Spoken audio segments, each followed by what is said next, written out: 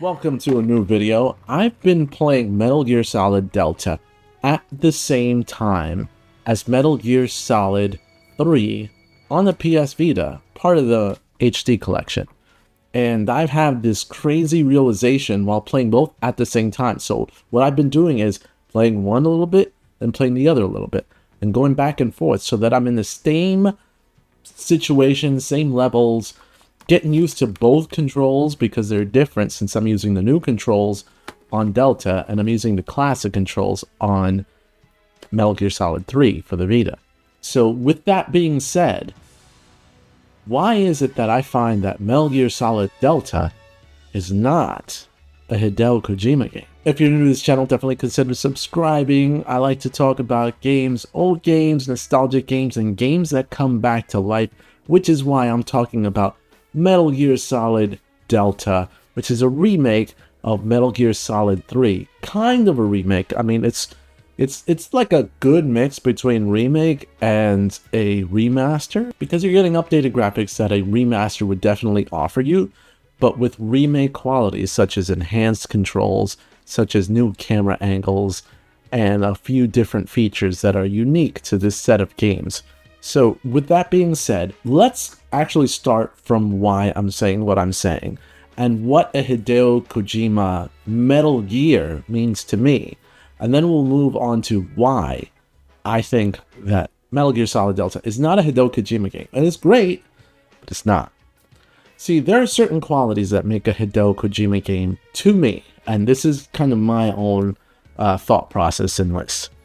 One of the things that makes a Metal Gear Solid game a Hideo Kojima game is the silliness and the seriousness mixed together in the storyline. This is all in Metal Gear Solid Delta, so we're going to skip that.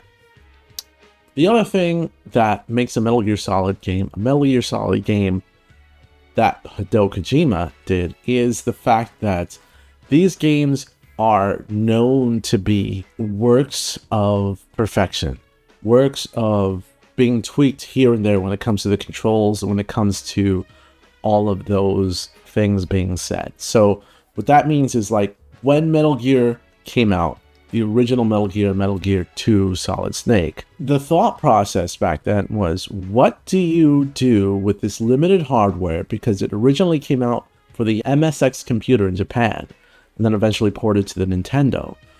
What do you do with limited hardware that can't handle a lot of characters on screen at the same time? That's when Hideo Kojima made it about the controls and about what you see, and specifically saying, okay, limited, let's make a lot of characters a challenge. Let's make that not the point of the game, not a run and gun game, which was traditionally normally taking place back at the time, but let's make it a game that focuses on stealth. Let's make it a game that focuses on avoiding that. And that was original, but with that came the controls that would adapt to that to make that formula work. How would you make that formula work? Well, he had the exclamation points over people's heads. He had other alerts that actually made it seamless. And though the game was far from perfect, it was still a pretty good original idea. And I think that added to its mystique. And yeah, the controls could use a little bit of work, but that's when Metal Gear Solid came out in 1998 that allowed Hideo Kojima to further adapt and modify a lot of these controls. No longer did you have to press the start button and go through your items and everything and pretty much stop the whole game. You still stopped the whole game, but now you had better controls with the R2 and L2 buttons to move between your items and inventory and, of course, your weapons. And as the games came along, he always looked a way to further that control to make it easy and precise. His passion and his obsession was, how do you make it so that I forget I'm holding a controller and really just naturally playing? So that was very important to him, and that's what was his trademark. It was a way to, like, make the controls seamless and work for the characters. And as the games progressed, and he advanced the engines that they ran on, and he advanced the combat system as well as the weapon system, he was able to perfect his craft when eventually he made Metal Gear Solid 5, The Phantom Pain, where there's so many creative ways to tackle missions and things you can do. And when you hold the control and start playing the game, they almost feel second nature. After you played it for a few moments, you get the hang of it, and it's so quick and easy. And that's something that I think is really a testament to how much Hideo Kojima cared. Now, when it comes to Metal Gear Solid Delta, the controls themselves are not fully Hideo Kojima, but they are based off of like a lot of what Phantom Pain was able to offer, but tweaked a little bit to kind of fit into Metal Gear Solid 3's world, right? You couldn't really do a Metal Gear Solid Phantom Pain control style in Metal Gear Solid 3 because then it would break the game. Like, imagine being able to run up to the soldiers really quickly and then just take them down with CQC really fast. That doesn't really work with Metal Gear Solid 3. It's almost like overkill. It's a super-powered Snake, which it might not be well, but we don't have that, so who knows. But to me, it made sense the way that they programmed the controls, and I do think that they're pretty good, but there are flaws. As an example, one thing that is really frustrating with Metal Gear Solid is when I'm leaning on a wall and I want to attack a soldier, you can still kind of like roll around the wall and attack them, but it doesn't seem natural. And then the walls can be a little bit too sticky, so when I want to get away from the wall and attack a soldier, it takes a brief second to like pull them off, and then I'm losing all sense of direction. And then of course when a soldier hits me and I fall to the ground, getting up off the ground is another challenge that just doesn't feel as fluid as it should, which, to be quite honest, that's not something that Hideo Kojima would easily let slide, and perhaps that's one of the reasons why it took so long for him to come out with games, as he tweaked them. Granted, you had controls like the original Metal Gear Solid, where you really would get stuck after you get knocked down of like crawling, and you had to get back up, but that was something that he eventually fixed. So to go backwards seems like it wouldn't have been something that he would have let release, even when it comes to this remake, remaster of Metal Gear Solid 3 in Delta. But now on to my main point. What is it that makes this game not a Hideo Kojima game, besides the fact that he didn't work on this remaster, remake, whatever you want to call it? And we all know it has nothing to do with Hideo Kojima. He even said it himself, he's not going to play Delta. Like, I think he's trying to put himself a little bit distant from the franchise from that perspective, but I also think that comes from a level of respect for the current developers now, who hugely respect Hideo Kojima's work that he's put into the series for so long. I respect the fact that they wanted to keep the whole gameplay, they wanted to keep the game as unaltered as they possibly could to respect Hideo Kojima's work while still pushing the series forward so that new fans can play the series. So I think he wants to show respect by saying, I'm not going to play it, I'm not going to touch it. He doesn't want to be involved in it. I don't think that's a bad thing. I also think that's a level of respect thing of like, he's always wanted a new team to take over and just kind of carry the franchise without him as he moved on to different projects.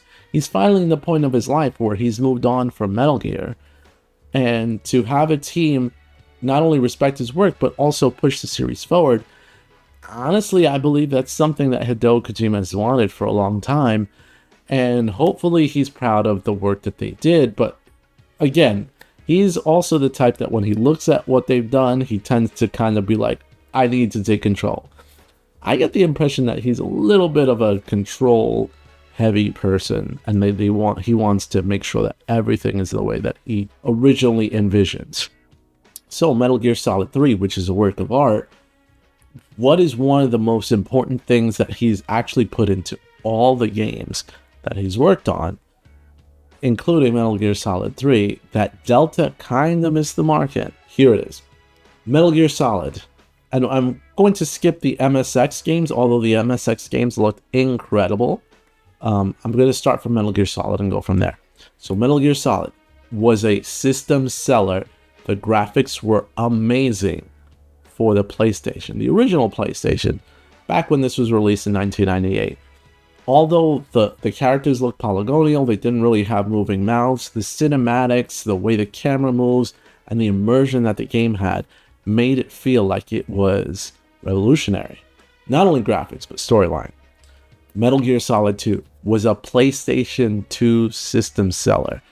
I can tell you that to this day, it holds up, and those graphics look incredible. The art style is just really immersive. It still holds up in the fact that you can, for example, with the physics engine that they designed, break individual glass bottles, spill ice, and it actually melts. The dedication to the graphics engine and the way it looks is key to that game still being relevant today. Metal Gear Solid 3, that was originally supposed to come out for the PlayStation 3, but PlayStation 3 came out a little later than anticipated, so he built it for the PlayStation 2.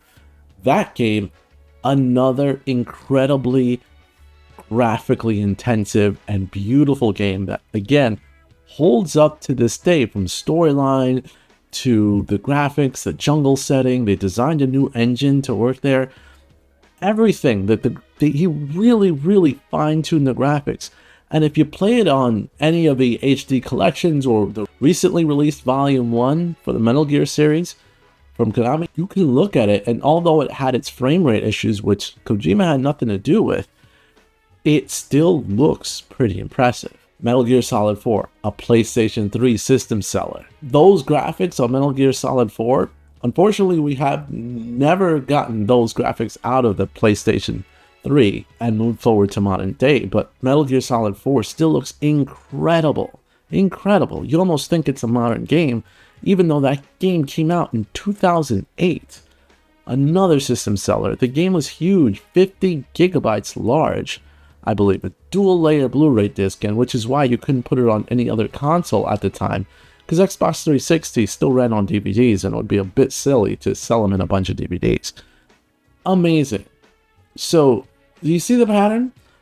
His games are system sellers, and his games are graphically revolutionary that stand the test of time through many years. The last games that came out, Metal Gear Solid 5 Ground Zeroes and Metal Gear Solid 5 The Phantom Pain, they made even more graphical leaps forward.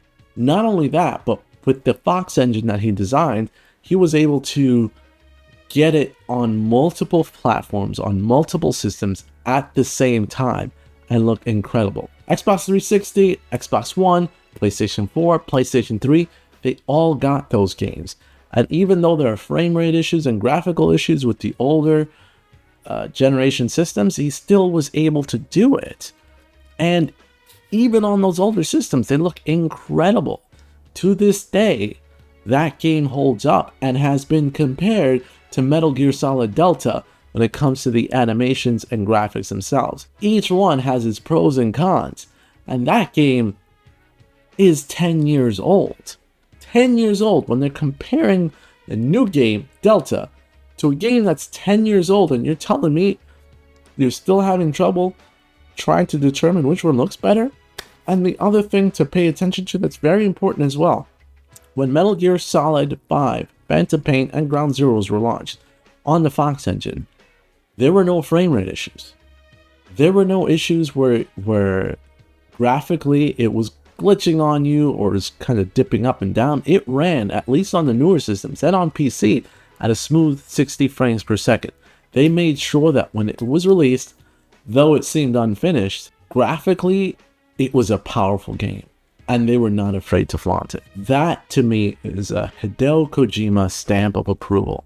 That not only is this game good today, like incredible looking today, but it's gonna withstand the test of time. All of the other Metal Gears withstand the test of time graphically, and they launched that way. When Metal Gear Solid Delta launched on the Unreal Engine 5, it didn't have the same type of praise. I've seen multiple videos on like frame rate issues, for example, and the differences where, for example, on PS5 Pro, it ran, but in some cases you can get the PS5 regular one to look better or run better and more steady than the PS5 Pro. And those graphical hiccups, though they could be released in patches, is not something that a traditional Hideo Kojima package would offer.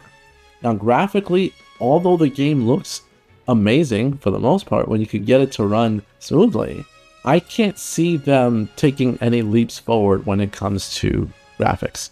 It really just fits in with the modern day. Will they uphold 10 years from now? Perhaps, but a lot of games would hold up 10 years from now, right? But when you look at Hideo Kojima's legacy over the years, you knew that those games were going to hold up for years to come. And that's something that Metal Gear Solid Delta might have a challenge with, and I anticipate patches will fix the frame rate issues as well as the graphical issues, but this is something that has been a problem with Konami post Hideo Kojima, and that's why I believe that Metal Gear Solid Delta is not a Hideo Kojima game. Do you guys agree? Let me know what you guys think. I'm a Metal Gear Solid fan, and playing these games both on the Vita and on the Steam Deck, and comparing both of the gameplay, I can even feel it there. Like, Metal Gear Solid 3 on the Vita feels like it's complete, feels like it's the way it should be. And Delta, I played on my PC. I'm not just going to say, well, on the Steam Deck it runs like crap, because it doesn't. It runs fine on the Steam Deck. But there's little imperfections that are consistent even on my PC, which is actually a pretty good PC, that I don't think would have been there if I was running a game actually directed and produced by Hideo Kojima himself. But as always, you can make my day if you subscribe today. This is Magnus, and I'm out. See you guys later.